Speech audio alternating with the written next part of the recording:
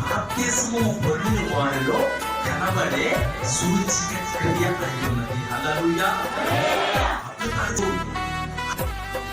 క్రైస్తవుని చూస్తేనే అద్భుతం, ఆశ్చర్యం ఏదో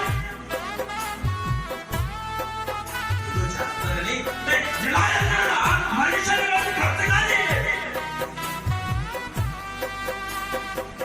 అది అనుకునేలాగా నేను కనబడమే అప్పుడు ఆ యేసయ్య ఏం చేసేది కాదు.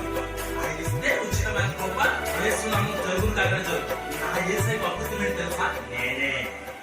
ఎవరు చెప్పండి, గుండెగా చేసుకుని చెప్పండి. మీరు అనాలి